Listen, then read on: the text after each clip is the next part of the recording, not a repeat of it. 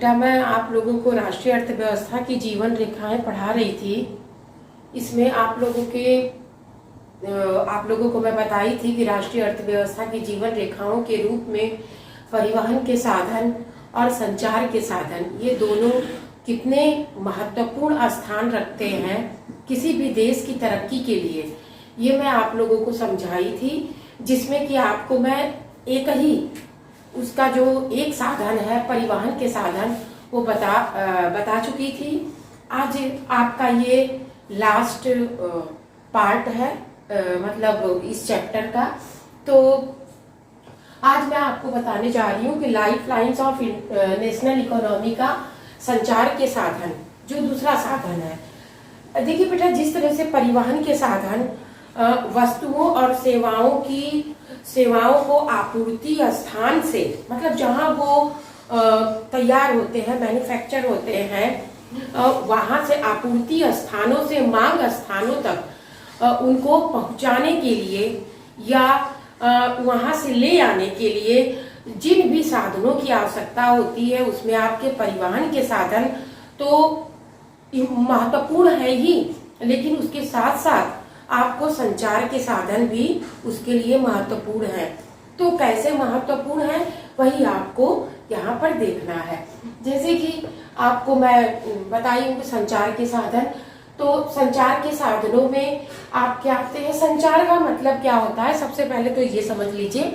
संचार का मतलब होता है सूचना का आदान प्रदान या उसे हस्तांतरण करना, यानी एक जगह से सूचना को दूसरी जगह पे भेजना या दूसरी जगह से अपने हम जहां हैं वहां तक उस सूचना को प्राप्त करना, यही आपका संचार कहलाता है। ठीक है, तो आपके संचार के साधनों में आते हैं जो मेन है। मैं पहले ये बता दूं कि समाचार पत्र, radio, television, cinema, mobile, internet, डाक विभाग, ये सारी जो आपके संचार के साधन हैं, इसमें कुछ तो आपके निजी व्यक्तिगत संचार के साधन हैं जो मैं आपको एक साथ बता रही हूँ, और कुछ जो है वो जन संचार के माध्यम है। ठीक, तो ये जितने भी आपको संचार के साधन यहाँ पर दिखाई देते हैं जो मैं बता रही हूँ, इसमें सबसे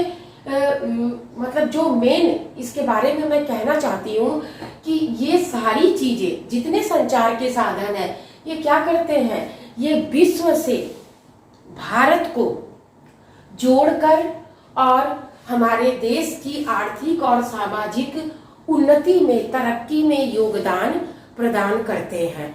ठीक, सिर्फ भारत के ही नहीं, प्रत्येक देश में ये साधन, जाहिर सी बात है हमारे देश में इसका उपयोग होता है इन सब संचार के साधनों का, तो बाकी विश्व के सभी देशों में होता है। ठीक, तो यहाँ मैं अपने भारत की बात कर रही हूँ, इसलिए मैं भारत का ही वो की लिखी हूँ कि भारत को जोड़कर और उसकी आर्थिक और सामाजिक तरक्की में योगदान प्रदान करते हैं। अब इनका एक विशेष जो इसके दो प्रकार हैं संचार के साधन जो है, ये आपके सारे संचार के साधन हैं, लेकिन संचार के साधनों को देखा जाए तो इन्हें दो भागों में, दो पार्ट में बांटा गया है। संचार के साधनों को एक निजी संचार के साधन होते हैं और दूसरा आपका आता है जनसंचार। निजी संचार का मतलब ये होता है व्यक्तिगत, मतलब एक व्यक्ति दूसरे व्यक्ति से किसी सूचना का आदान प्रदान कर रहा है या कोई उसे विशेष सूचना चाहिए, तो उसके लिए जो एक व्यक्ति, मात्र दो व्यक्तियों के बीच में जो सूचना का आदान प्रदान होता है उसे व्यक्तिगत या निजी संचार के साधन कहा जाता है। जैसे कि फॉर एग्जांपल आपका मोबाइल हो गया, मोबाइल हो गया आपका, फिर आपका लैंडलाइन का जो फोन हो गया, ठीक, वो हो गया, और एक डाक सेवाएं इसमें आती हैं। आपका डाक सेवाएं जो भी होती है, पहले के समय में आप लोग देखते थे कि लोग चिट्ठी लिखते थे, ठीक, चिट्ठी लिखते थे। चिट्ठी भी कई प्रकार की होती है, ये आप लोग जानते ही हैं, अंतर्देशीय लिफाफा, और एक तो आपका अर्जेंट अगर करना होता था तो उसके लिए अलग प्रोसेस होता था, रजिस्ट्री लेटर, ये सब। तो चिट्ठी का जो आदान प्रदान पहले के समय में, जब मोबाइल नहीं था हमारे पास, हम लोगों के पास जब मोबाइल का समय मतलब नहीं आया था, मोबाइल का आविष्कार नहीं हुआ था उतना, तो उस समय हम लोग जो भी सूचनाओं का आदान प्रदान करते थे वो ज्यादातर डाक सेवाओं से ही होता था। और उसमें आप लोग को मालूम ही है कि क्या दिक्कतें आती थी कि कोई बहुत ज्यादा अर्जेंट बीमार पड़ गया और उसके फैमिली मेंबर वो बहुत दूर रहते हैं, मतलब दूसरे स्टेट में रहते हैं, जो बीमार है वो दूसरे स्टेट में है, तो उस तक खबर पहुंचते पहुंचते बहुत लेट हो जाती थी, ये सब दिक्कतें आती थी। लेकिन फिर भी डाक सेवाओं के द्वारा ही संदेश का या समाचार का आदान प्रदान होता था। ठीक। तो ये सारी चीजें जो है ये आपकी निजी संचार के साधनों में आती है, और अब ये आसान हो गया है मोबाइल के आने की वजह से। अब तो कोई लैंडलाइन का भी फोन नहीं रखता है, क्योंकि सब लोग मोबाइल के थ्रू ही अब बात ही नहीं कर पाते हैं, बट उस इंसान को देख भी सकते हैं। तो अब आसान हो गया है समाचार लेना या उसे देख भी लेना। जो जिस इंसान से हम बात कर रहे हैं उससे हम देखकर बात भी कर सकते हैं। ठीक। दूसरी चीज है आपका दूसरा जो संचार के साधनों में जो संचार के प्रकार है, अब आपका जन संचार आ गया। जन संचार का मतलब क्या होता है कि इसको आप पहले तो देखिए बेटा, संचार का मतलब होता है इंग्लिश में कम्युनिकेशन। ठीक है, कम्युनिकेट करना मतलब एक दूसरे से बातचीत करना या संदेशों का आदान प्रदान, तो ये इंग्लिश में उसको कम्युनिकेशन कहते हैं। जनसंचार को मास कम्युनिकेशन कहते हैं। मास मीन्स समूह और संचार मीन्स सूचनाओं का आदान प्रदान। तो जो जन समूह संचार है, इसमें क्या होता है कि बहुत सारे लोगों को एक साथ सूचनाएं भेजना। अब वो किसके थ्रू होता है, या आप लोग बहुत अच्छे से जानते हो कि जनसंचार के माध्यम से विश्व के बहुत बड़े समूह को या देश के बहुत बड़े समूह को या कहीं विशेष एक स्थान के बहुत बड़े समूह को, यानी एक साथ हजारों सैकड़ों हजारों करोड़ों लोगों को हम मैसेज पहुंचा सकते हैं, और इसी को जनसंचार कहा जाता है। तो वो किसके द्वारा पहुंचाया जाता है, तो वो आपका रेडियो हो गया। ठीक, रेडियो हो गया, टेलीविजन हो गया। दूसरी चीज कि रेडियो, टेलीविजन, पत्रिकाएं, समाचार पत्र, इंटरनेट, किताबें और फिल्में। इसमें ज्यादातर जो है हम ये कह सकते हैं कि मीडिया समझ रहे हैं। मीडिया का मतलब क्या होता है, जैसे कि आप न्यूज चैनल जितने भी देखते हैं तो वो मीडिया के अंतर्गत आता है। और ये लोग विश्व के प्रत्येक कोने में कोई भी घटना घटी है या कोई भी मनोरंजन का चीज है, तो वो सारी चीजें विश्व के प्रत्येक देशों में कोने कोने में बैठे लोगों तक पहुंचाने का काम करते हैं। तो ये लोग जो काम करते हैं, मीडिया या ये जितने भी आपके जनसंचार के जो माध्यम हैं, रेडियो, टेलीविजन, पत्रिकाएं, समाचार पत्र, इंटरनेट, किताबें और फिल्म, ये सब जो है बहुत देश के क्या विश्व के बहुत बड़े समूह को एक साथ सूचनाएं भेजते हैं।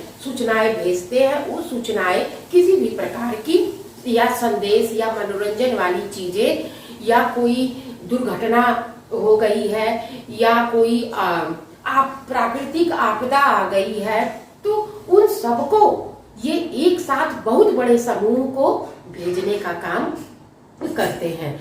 अब ये तो आपका संचार के जो दो प्रकार हैं, कि जो है निजी व्यक्तिगत संचार और जनसंचार, ठीक, ये दोनों के बारे में आप जान लिए। देखिए बेटा, ये संचार के जो माध्यम है, इनका जो महत्व है उसे बताने से पहले मैं आपको एक चीज अवश्य बताना चाहूंगी कि आपने कोरोना टाइम में इसके महत्व को बखूबी समझा होगा। क्यों? क्योंकि कोरोना के समय में जब सब लोग अपने घरों में बंद हो गए थे, तो उस समय यही सब साधन थे जिनके द्वारा हम अपने परिचितों का, अपने परिवारजनों का जो हमसे दूर थे, उनके बारे में जानकारियां पा लेते थे। हमारे देश में क्या घटित हो रहा है, कहाँ कितने कोरोना के मरीज हैं, विश्व में क्या कोरोना की स्थिति है, वो सारी चीजें हमने कोरोना के समय में देखा। और वो किससे पॉसिबल हो पाया? ये संचार के साधन ही थे जिनकी वजह से हमें वो सारी चीजें सुनने को भी मिलती थी और हम प्रत्यक्ष आंखों से देखते भी थे, टेलीविजन, रेडियो, मोबाइल के द्वारा।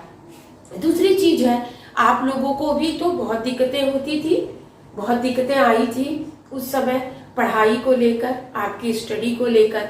तो उस समय एक यही संचार का साधन जो आपका मोबाइल है, यही आपके लिए एक मोबाइल, लैपटॉप, यही आपके लिए एक महत्वपूर्ण साधन बन गया था कि जिससे आप लोगों ने अपनी स्टडी को आगे जारी रखा। कोरोना में भी जबकि स्कूल, कॉलेज सब कुछ बंद थे, यूनिवर्सिटी, मतलब सब कुछ, पूरा देश ही जब ठप पड़ गया था, तो और सब चीजों का क्या कहना। लेकिन फिर भी इसी मोबाइल और लैपटॉप, टेलीविजन, रेडियो, इसने हमें कितना हमारे लिए मतलब बहुत विशेष महत्व है, हमारे लिए कितना महत्व है, ये आप लोग खुद समझ सकते हो उस समय को याद करके। तो और कुछ बताने की जरूरत ही नहीं है कि इसका महत्व कितना है, ठीक। तो अब हम आगे चलते हैं। देखिए बेटा, संचार साधनों के महत्व में सबसे पहली चीज अगर देखी जाए तो संचार के जितने भी साधन हैं, ये सबसे पहला जो काम करते हैं कि इनकी वजह से बौद्धिक विकास, जो मैं पहला पॉइंट आपका लिखी हूं कि ये महत्वपूर्ण स्थान रखने वाले, संचार के साधनों में महत्वपूर्ण स्थान रखने वाले जो टेलीविजन और रेडियो हैं, ये मनोरंजन की जानकारी के साथ साथ हमें बहुत ज्ञानवर्धन चीजें भी प्रदान करते हैं, जिसकी वजह से लोगों का बौद्धिक विकास होता है। दूसरी चीज है मौसम संबंधी जानकारियां, कि टेलीविजन, रेडियो या आपके मोबाइल के थ्रू आपको मौसम संबंधी जानकारियां भी बखूबी मिल जाती हैं। जैसे कि कहीं पर आपका चक्रवाती तूफान आने वाला है, या कहीं आपका बहुत ज्यादा बारिश हो रही है तो बाढ़ आने की संभावनाएं हैं, तो आंधी तूफान आने का जो पूर्वानुमान लगाया जाता है, तो ये सारी चीजों की जानकारियां भी हमें इन्हीं संचार के साधनों के माध्यम से मिल जाती हैं। तीसरी चीज है कि वैज्ञानिक तकनीकी विकास में सहायक है ये। तो कैसे? अब मान लीजिए अमेरिका ने कोई नए किसी साधन का आविष्कार किया है, चाहे वो कृषि से संबंधित हो, चाहे उद्योगों से संबंधित हो, तो अब उसने आविष्कार किया है, वहां के किसान या वहां के उद्योगपति उस मशीनरी का, जो आधुनिक तकनीक का है, उसका उपयोग कर रहे हैं, तो भारत के लोगों को कैसे पता चलेगा कि हाँ ऐसी कोई मशीन भी आ गई है। तो हमें वो सारी चीजों की, आधुनिक तकनीकों के बारे में हमें ये संचार के जो साधन है वही हमें अवगत कराते हैं, हमें सूचना प्रदान करते हैं कि इन देशों में आधुनिक तकनीकों का यूज हो रहा है, तो हमें भी करना चाहिए। तो इससे क्या होता है? ज्ञान का प्रसार होता है और हमारे लिए भी वो महत्वपूर्ण साबित होता है, ठीक। दूसरी चीज है परस्पर लोगों को जोड़ने का कार्य करता है संचार का साधन। तो परस्पर लोगों को जोड़ने का कार्य कैसे करता है, क्योंकि हम जानते हैं कि हमारा देश विविधता पूर्ण वाला, मतलब कई विविधताएं हैं हमारे देश में, सिर्फ धर्म जात को लेकर ही नहीं, हमारे वेशभूषा में, भाषाओं में, त्योहारों में, हर एक क्षेत्र में देखा जाता है कि बहुत सारी विविधताएं हमारे देश में देखने को मिलती हैं। आप किसी भी राज्य में चले जाइए तो वहां पर आपको अलग अलग चीजें ही देखने को मिलेंगी। तो विविधता मतलब डाइवर्सिटी जो कहा जाता है, यूनिटी इन डाइवर्सिटी, भारत को क्या कहा जाता है, अनेकता में एकता। तो हमारे देश में बहुत विविधताएं होते हुए भी जो है हमारे देश के लोगों को एकता के सूत्र में बांधने का कार्य भी कौन करता है, ये संचार के साधन करते हैं। ठीक, तो और अगला चीज है कि बाढ़, भूकंप, दुर्घटनाएं आदि के समय सहायता। अब मान लीजिए कहीं पर भूकंप आ गया, तो भूकंप तो अचानक ही आता है, आज तक ऐसा कोई इंस्ट्रूमेंट बना ही नहीं है, ऐसा कोई, हमारा विज्ञान कितनी ही तरक्की कर लिया, लेकिन एक यही चीज जो है भूकंप कि वो पृथ्वी में कितनी गहराई के नीचे से आएगा, कब आएगा, कितनी तीव्रता का होगा, इसका अंदाजा भूकंप के आ जाने के बाद ही लगाया जा सकता है। लेकिन पहले से उसका पूर्वानुमान कोई इंस्ट्रूमेंट नहीं बता पाया, हमारे साइंटिस्ट नहीं ढूंढ पाए। तो भूकंप जो है वो अचानक आता है, ठीक, अचानक आ गया। अब उसकी वजह से जो तबाही होती है, उस तबाही से निपटने के लिए ये संचार के साधन जो है वो उस समय हमारे बहुत काम आते। एक तो ये संचार के साधन के माध्यम से तुरंत खबर पहुंच जाती है सेकंड के अंदर कि इस जगह पर भूकंप आया है, और जिसकी जो भी सहायता होती है वो सहायता वहां तक पहुंचाने के लिए तत्पर हो जाते हैं। तो ये आपका एक बहुत बड़ा, उस समय संचार का साधन जो है एक बहुत बड़ा हथियार साबित होता है उस प्राकृतिक आपदा से लड़ने के लिए, कि उस समय जब बहुत सारे लोग हताहत होते हैं, बहुत नुकसान हुआ होता है, लेकिन हमारा जो ये है मीडिया जो है संचार के साधनों के अंतर्गत आने वाला, ये तुरंत खबर पहुंचा देता है। जैसे कि आपने देखा हाल में नेपाल में भूकंप आया और भारत जो है तुरंत अपनी मेडिसिन्स, अपने डॉक्टर की टीम को वहां रवाना कर दिया हेल्प के लिए। तो ये एक देश हमेशा अपने पड़ोसी देश की मदद करने के लिए तैयार होता है, लेकिन तभी तैयार होगा ना जब उस तक खबर पहुंचेगी। तो वो संदेश को पहुंचाने का काम तो मीडिया ने किया, संचार के साधन ने, जो कि कितना महत्वपूर्ण साबित हुआ कि तुरंत हेल्प, सहायता पहुंच जाती है। तो इस तरह से बाढ़ भी आती है या कहीं सूखा पड़ा तो उसके लिए भी जो है हमारे संचार के साधन जो है बहुत महत्वपूर्ण साबित होते हैं। दूसरी चीज है उपग्रह। देखा जाए बेटा तो उपग्रह जो होता है, जिसे सैटेलाइट कहा जाता है, ठीक, ये मानव कृत होता है, इसे मनुष्य ने बनाया होता है, और वो इस तरह से बना होता है कि उपग्रह के माध्यम से इसे भी एक संचार का माध्यम ही कहा जा सकता है। तो उपग्रह के माध्यम से हमें समुद्र में होने वाली हलचलें जो है, कभी कभी बहुत बड़ी चक्रवाती तूफान को न्योता देती हैं, और बहुत भीषण चक्रवाती तूफान जो आते हैं समुद्रों के अंदर, हमें इस उपग्रह सैटेलाइट के द्वारा पहले ही पता चल जाता है देश में कि किस जगह से ये उठने वाला है और कहाँ पहुंचेगा, इसने कहाँ दिशा बदल लिया, क्या कर लिया। ये आप लोग न्यूज में अक्सर देखे हो, क्योंकि हमारे देश में बहुत सारे चक्रवाती तूफान आते रहते हैं, बंगाल की खाड़ी में, अरब सागर से उठते हैं, तो उसकी पूर्व सूचना हम तक पहुंच जाती है, वो किससे पॉसिबल हो पाता है? वो उपग्रह ही है, ऐसा साधन है जिसकी वजह से हमें वो सूचनाएं पहले ही प्राप्त हो जाती हैं।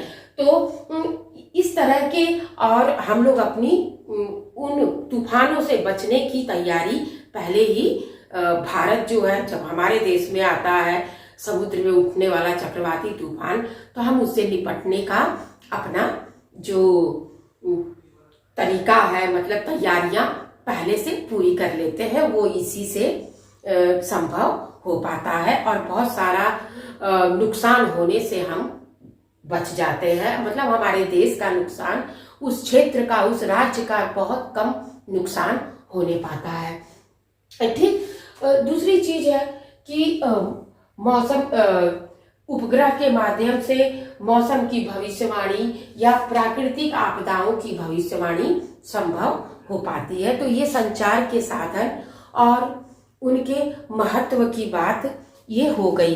दूसरी चीज बेटा, डाक विभाग जो है, तो उसके बारे में बहुत मैं क्या बताऊं, मैं जो आपके व्यक्तिगत संचार है इसमें आप लोगों के एनसीईआरटी की बुक में दिया हुआ है, तो इसके बारे में बहुत कम मतलब उसके बारे में लिखा हुआ है। लेकिन इतना बता दें आपको कि डाक विभाग का तो अब उतना ज़्यादा वो इम्पोर्टेंस रह ही नहीं गया है, लेकिन फिर भी कहीं कहीं, क्योंकि कहीं कहीं उसका महत्व अभी भी है, क्योंकि आप लोगों का जो बैंक से कभी एटीएम वगैरह आता है तो वो आपका डाक विभाग के थ्रू ही घरों तक, आपके घर तक पहुंचता है। तो मैं ये नहीं कहती कि उसका महत्व खत्म हो गया है, लेकिन उसका स्थान कई सारी चीजों ने ले लिया है कि वो आपके घर तक आपके पार्सल वगैरह पहुंचा सकते हैं। कई प्राइवेट कंपनियां हैं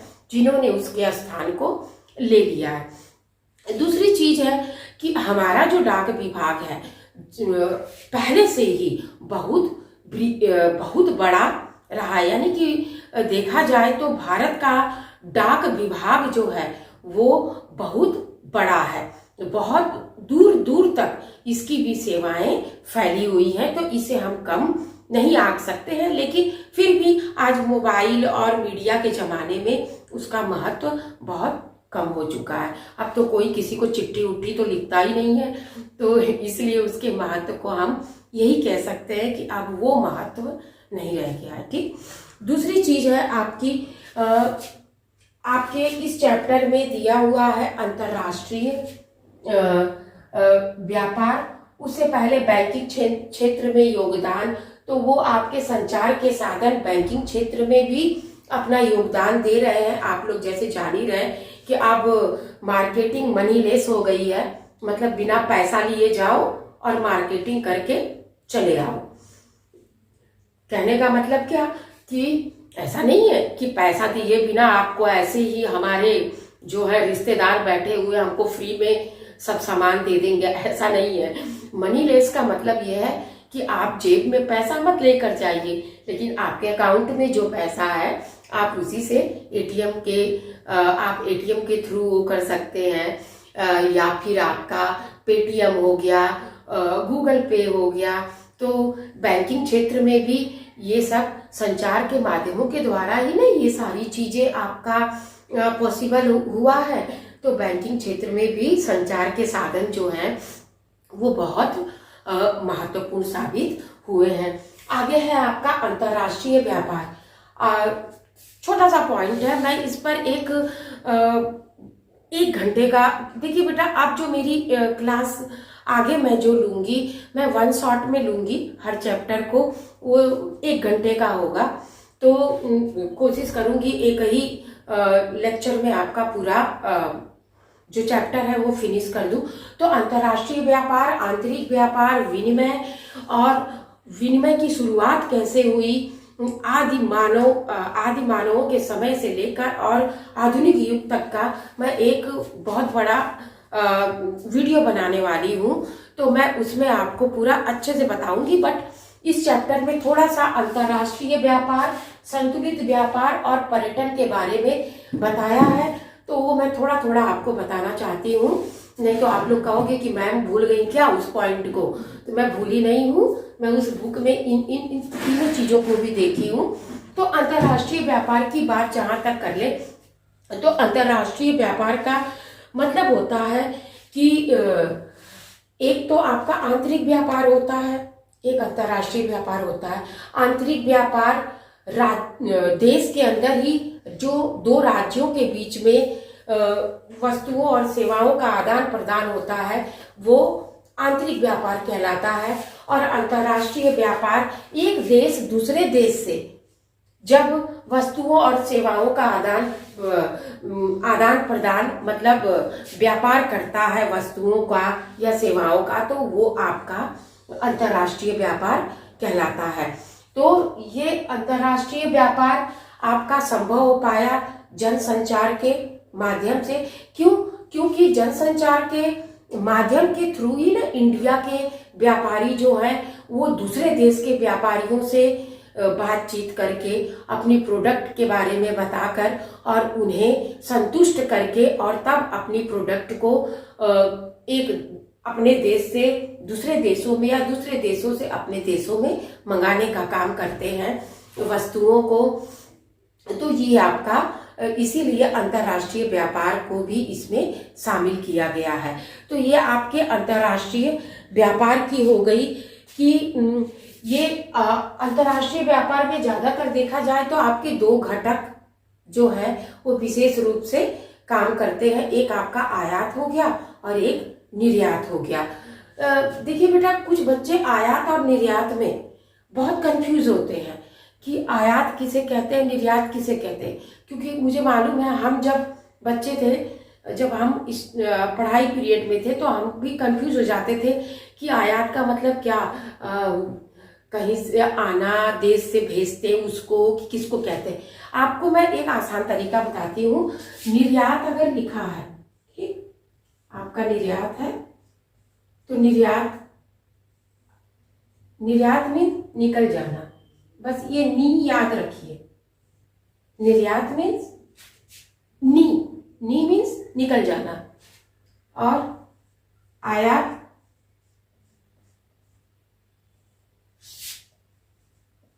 का हो गया आपका आना।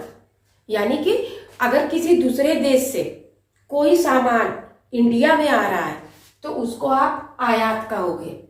और निर्यात नी मीन्स निकल जाना, यानी हमारे देश से कोई चीज निकल के बाहर के देशों में जा रहा है तो उसे आप निर्यात कहोगे। बस इतना याद रखना, नी और आ।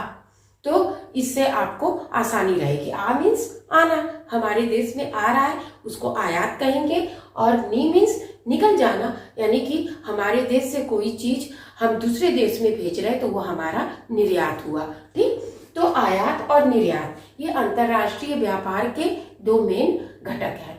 तो ऐसा नहीं है कि हमारा देश दूसरे देश से चीजें मंगाता रहता है।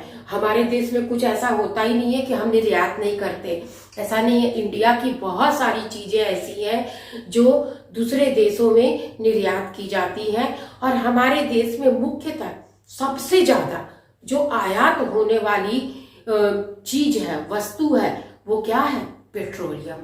आप सभी को पता है कि पेट्रोलियम जो है वो सबसे ज्यादा आयात होने वाली वस्तु है, जो हमारे देश में आयात दूसरे देशों से की जाती है। ठीक, तो अंतर्राष्ट्रीय व्यापार दो देशों के बीच में वस्तुओं का आदान प्रदान, या अंतर्राष्ट्रीय व्यापार में आप सेवाओं को भी शामिल कर सकते हैं। तो ये तो आपका अंतर्राष्ट्रीय व्यापार हो गया।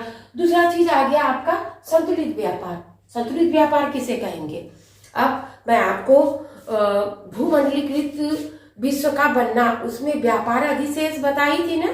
तो व्यापार अधिशेष में मैंने आपको कहा था कि इंग्लैंड हमेशा ही व्यापार अधिशेष में रहता था।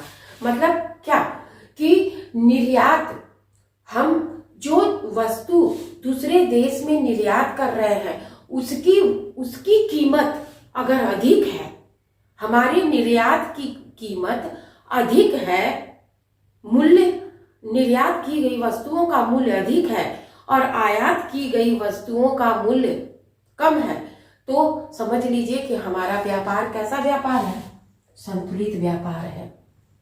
और अगर ऐसा नहीं है, आयातित वस्तुओं की कीमत अधिक है और निर्यात की गई वस्तुओं की कीमत कम आंकी जा रही है, तो वहां पर असंतुलित व्यापार होगा। और व्यापार अधिशेष किसे कहा जाता है? व्यापार अधिशेष में निर्यात की जाने वाली वस्तुओं की कीमत कम आंकी जाती है और आयात होने वाली वस्तुओं की कीमत अधिक होती है। इंग्लैंड ने यही न किया था, मैं आपको बताई थी ना कि व्यापार अधिशेष में इंग्लैंड हमेशा ही व्यापार अधिशेष में रहता था, क्योंकि वो इंग्लैंड से जो भी चीजें हमारे देश में भेजता था या मंगाता था, आयात करता था हमारे देश में, उसकी कीमत बहुत ज्यादा होती थी। और हमारे देश से जो भी सामान वो रॉ मटेरियल के रूप में भेजता था, उसकी कीमत बहुत कम आंकी जाती थी और उसकी कीमत कम होती थी, जिससे कि वो हमेशा फायदे में रहता था। तो संतुलित व्यापार का मतलब यही होता है कि निर्यात की गई वस्तुओं की कीमत अधिक हो और आयातित वस्तुओं की कीमत कम हो, तब व्यापार जो है वो आपका संतुलित कहलाएगा। ठीक, ये तो संतुलित व्यापार की बात हो गई। अब आपका आ गया पर्यटन। तो पर्यटन पिछले कई समय से देखा गया है कि पर्यटन जो है, भारत में पर्यटन क्षेत्र में बहुत तरक्की हुई है। इसीलिए देखिए बेटा, मोदी जी ने ज्यादातर क्या किया है, प्रत्येक राज्यों में जो हमारे हिस्टोरिकल मॉन्यूमेंट्स हैं उनका नवीनीकरण यानी कि पुनरुत्थान, उनको मतलब जो भी हिस्टोरिकल बिल्डिंगें हैं जो खराब हो गई हैं या कहीं टूट फूट गई हैं, उनको फिर से नवनिर्मित करना या वहां पे अच्छे बाग बगीचे लगवाना, यानी उनको किसी भी रूप में इस तरह से उसे सजाकर बना दिया गया है, उसको वहां नव निर्माण कराया गया। उस राज्यों को जहां पर मतलब पर्यटन के अवसर उनको दिखाई दिए, उन पर्यटन स्थलों को, जैसे कि आपका राजस्थान हो गया, दक्षिण भारत के क्षेत्र हो गए, गुजरात हो गया, उत्तर यूपी के कुछ स्थान है जो पर्यटन के रूप में बहुत ज्यादा पॉपुलर है। तो ऐसे जगहों को या ऐसे क्षेत्रों को बहुत बढ़ावा दिया गया है, क्योंकि पिछले कई सालों में पर्यटन में हमारे देश में जो विदेशियों का आना, यानी कि पर्यटन के रूप में हमारे देश के कई क्षेत्र बहुत ज्यादा सफल हुए हैं, फले फूले हैं, और जिसकी वजह से हमें विदेशी मुद्रा की भी बहुत ज्यादा आय हुई है। तो पर्यटन के क्षेत्र में प्रगति तो हुई है भारत में, और जिसका हमें बेनिफिट भी मिला है कि भारत के पास विदेशी मुद्रा इकट्ठा हुई है, क्योंकि विदेशी सैलानियों को एक मनोरंजक स्थान चाहिए जो उन्हें इंडिया में भरपूर मिल जाता है, क्योंकि हमारा इंडिया विविधता वाला देश है। आप देश के किसी भी कोने में चले जाइए, आपको कोई नई चीज जरूर मिल जाएगी देखने को ही नहीं, खाने पीने को भी मिल जाएगी। तो इस तरह से कई विविधता पूर्ण वाला देश हमारा देश है इंडिया, और इसीलिए हमारे देश में पर्यटन को बढ़ावा बहुत अधिक दिया गया है, और जिसका फायदा हमारी सरकार को बहुत ज्यादा हुआ है। ठीक, जो कि वो भी जनसंचार के माध्यम से ही संभव हो पाया है। यानी ये सारी चीजें भी जो हैं, ये भी इसमें भी संचार के साधनों का ही महत्व रहा है, उन्हीं का देन है कि ये सारी चीजें भी संभव हो पाई हैं, और हम इन सब चीजों में भी अंतर्राष्ट्रीय व्यापार में, संतुलित व्यापार में और पर्यटन के क्षेत्र में भी हम सफल हुए हैं।